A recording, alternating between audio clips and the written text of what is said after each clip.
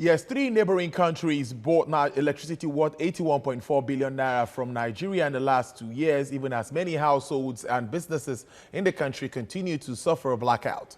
Data from the Nigerian Electricity Regulatory Commission shows that invoices given to the republics of Togo, Benin, and Niger for the electricity supply to them from Nigeria between 2018 and 2019 amounted to 81.48 billion naira. Niger bought electricity worth 26.03 billion naira in the 2-year period, while Togo and Benin reported 55.45 million naira electricity from Nigeria.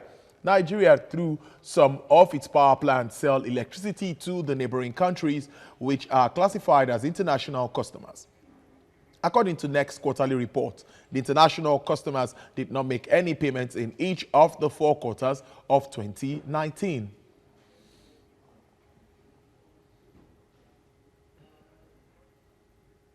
Now, a lot of agreements and counter-agreements in the power sector in Nigeria. One is the Azura Independent Power Project. I have the managing director of Azura Power West Africa Limited, Mr. Edu Okeke. He's joining me live via Skype from Kent in London. Thank you very much for your time, Mr. Okeke.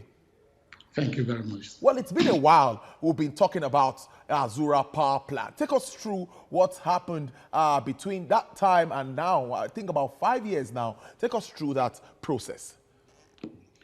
Well, thank you very much again. The journey for Azura started a long time ago. This is something the founders and the promoters conceived in 2009. And that was after the Power Sector Reform Program. The Act was passed in National Assembly. And then they started the process, carrying out a feasibility study on the need of power in Nigeria. And that one isn't rocket science. It was clearly found out that there was that need for power, and discussion with government officials started, whereby based on the feasibility study, you have to look at the right location for the power plant and the evacuation of that power to homes. At the end of the day, we settled at a hovel near Benin in Edo State. And that's when the negotiation with the Nigerian government officials started in 2010. That was a very long process because before then, Nigeria had not had an independent power plant. It was always being built by the government. So, and to get that process going, a lot of parties had to get involved. It was about the Nigerian government.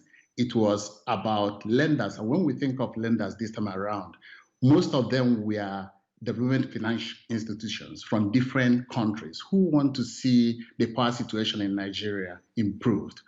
So that negotiation took quite a long time. Also, the World Bank was actively involved, and it culminated in the signing of the Power Purchase Agreement in 2013. This was later amended and signed in 2014. This was a long process, and at the signing of that Power Purchase Agreement, it now necessitated the completion of some conditions, you call it the conditions precedent to the active implementation of the contract. And that process started after the signing of the contract in 2014, and it ended sometime in December 2015. In the process also, part of the conditions precedent was getting a legal opinion. And of course, as you know, in Nigeria, there was that transition from the PDP government led by Goodluck Jonathan to the current president, His Excellency Muhammad Buhari. And the good thing is that government being a continuum, they continued the process that had started years before. And they saw the merits of the project, and they now executed also the legal opinion. And that led to the financial close in December 2015. We now started construction in January 2016. And for such a gigantic project in Nigeria, we are very proud to say that this project was executed and finished 8 months ahead of schedule, which you cannot see in any other part of Africa. The project reached commercial operations in May 2018 and started putting power on the grid. Since then, the power plant has been operating, putting about 10% of the power on the grid on a daily basis, and has been a benchmark for other power plants in the region and across the world. This sounds very interesting. That shows that one way or the other, government is a continuum. And are we going to also look at the issue of public-private partnership here coming in our power sector? We know the challenge we face, the discos, trading blames with the transmission companies and the gencos and all of that. How do we really get it right in this sector with all of these interwoven challenges? Well, I will say one thing.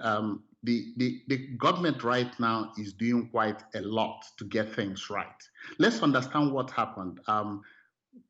As at May 2015, you can see that the discos, which you can say they collect money for the whole value chain, they were remitting close to 70–80% to the sector. So you can now see that the shortfall in the sector was very small. But there was that agreement on both sides that, the discos were going to reduce their ATC&C losses, and the government, on the other hand, was going to allow the discos increase tariffs to be able to recover their revenue. That did not happen in 2015. And then if you now add the devaluation of the currency, and let's also understand that power is basically a dollar commodity, simply because if you take away the employee cost, almost every other cost in the sector is in foreign currency. The cost of the turbines, the gas that you use to actually generate the electricity, everything is priced in US dollars. So that did not happen since then. And that now led to the discos remitting a smaller amount each time until we saw ourselves where they were remitting there about 30%. And you now see the burden being on the government. And under such a situation, investment kind of tanked in the sector. Now, one of the good things that the government has now done is now align the discos to now go into the service reflective tariff, which is getting the tariff where it should be.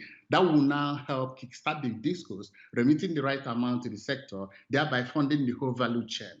We believe that it's only through that more investment will come in for us to bridge the gap between the demand and supply as we have it today. It's really nice having you, Mr. Edo Okeke, MD Zura Power Project, that's West Africa Limited. Thank you very much. We'll have a more extensive interview on this very shortly. Thank you.